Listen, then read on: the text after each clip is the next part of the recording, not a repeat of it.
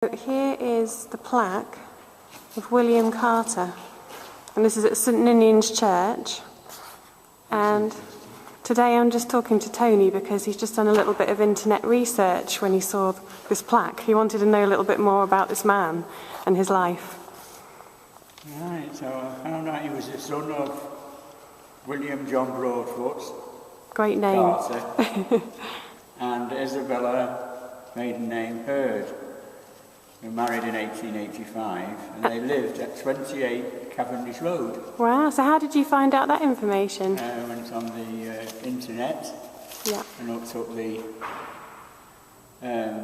grave of this soldier on the Commonwealth War Graves website, and it gives you extra information who his parents were.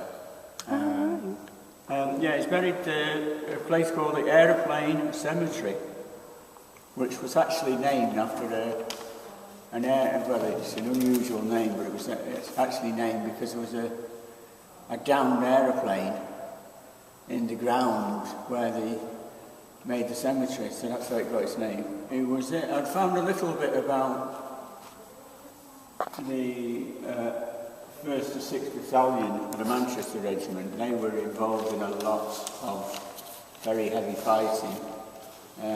They were at Gallipoli and then obviously on the Western Front, and they had tremendously heavy casualties, as did a lot of the Manchester battalions.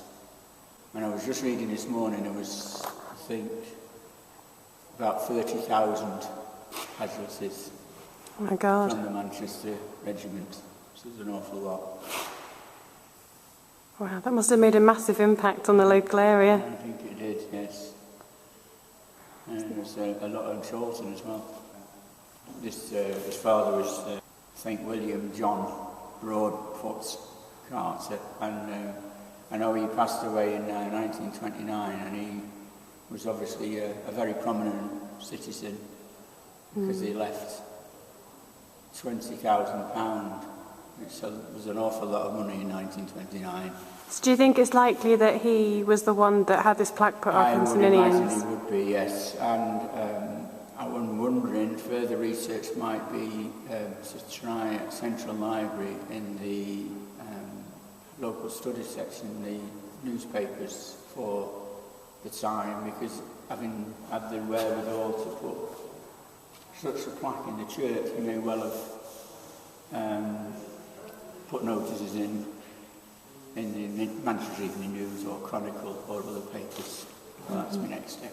All right, sounds really interesting. Yeah, well, thank you very much, Tony. I've been doing it for a few years. It's really interesting to sort of just see this plaque and actually find out a little bit about the history of the man who's memorised here. Makes you think.